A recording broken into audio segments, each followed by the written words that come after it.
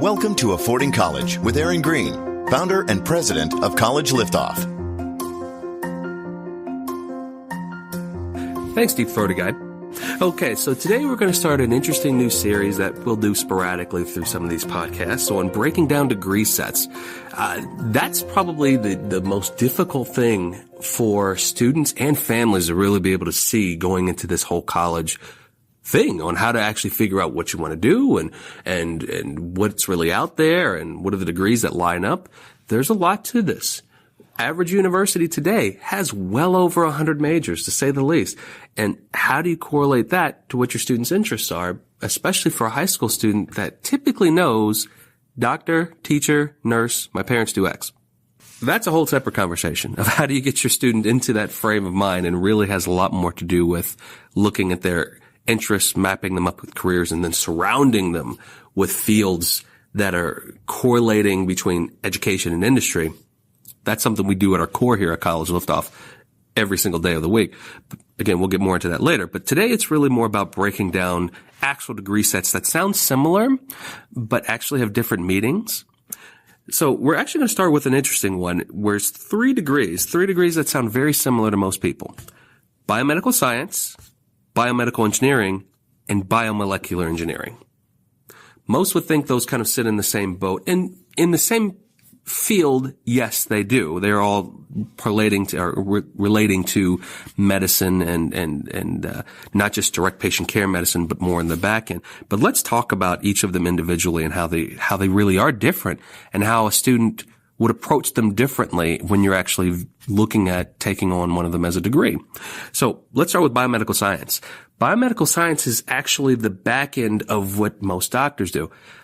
I don't know if you've ever watched the show House, but actually House was an MD, but he was a biomedical science MD.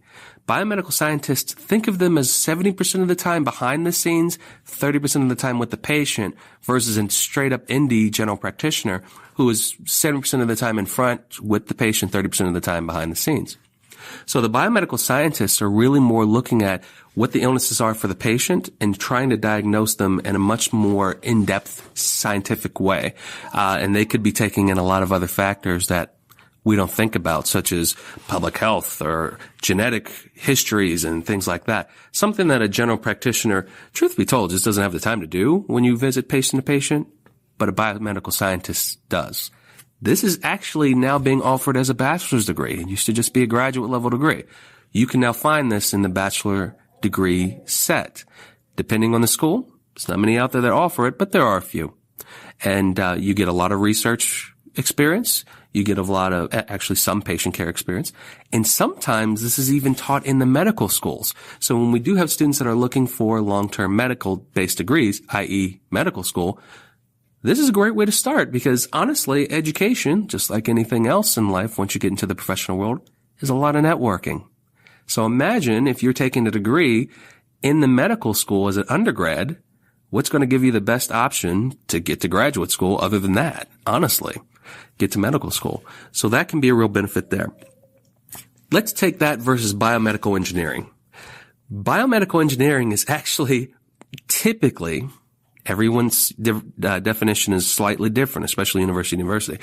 But in most cases, it's holistically different than what we just described for biomedical science. Biomedical engineering is actually rooted in most cases out of mechanical engineering.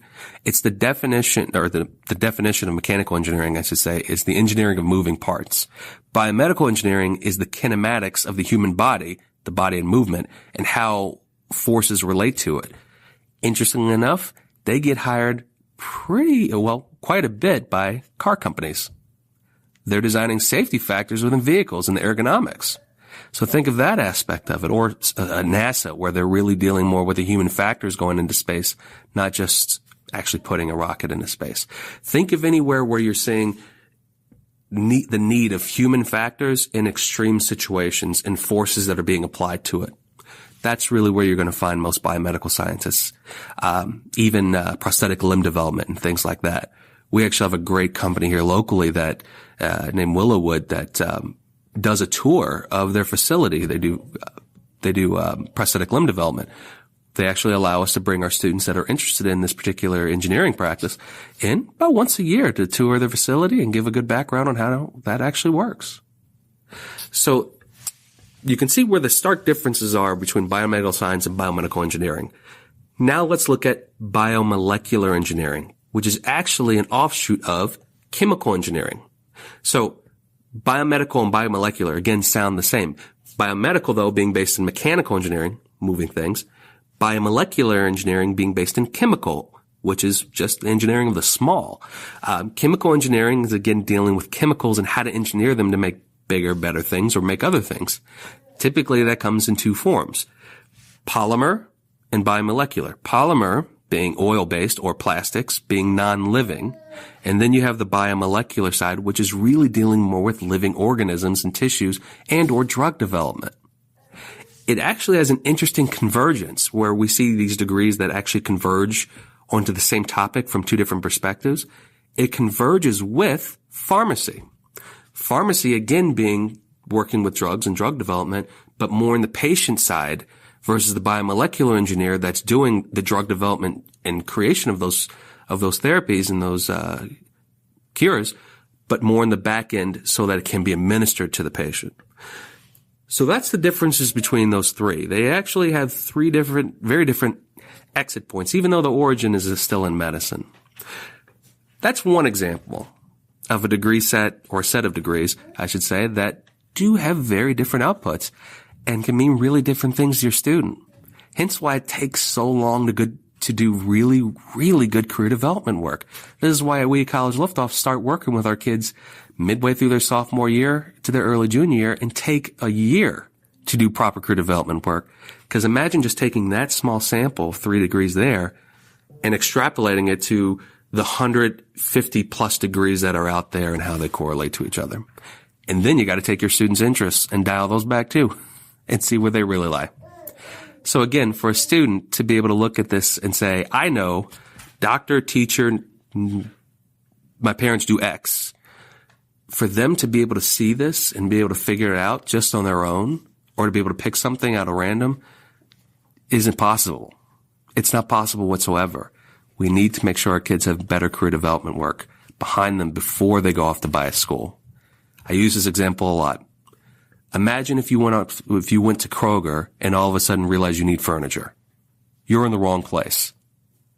You've got to do the same thing with college. We've got to make sure that we're looking at all this stuff well before, and we can sift through what we're buying so that we were at the right place to make sure we buy it at the best value and the best academic situation. College Liftoff can help empower you to make college affordable for your student. If you want to learn more about your options, Aaron will be responding directly to your emails. Email him a question at aaron@collegeliftoff.com. Thanks for listening to Affording College with Aaron Greene of College Liftoff. If you'd like more information, visit collegeliftoff.com.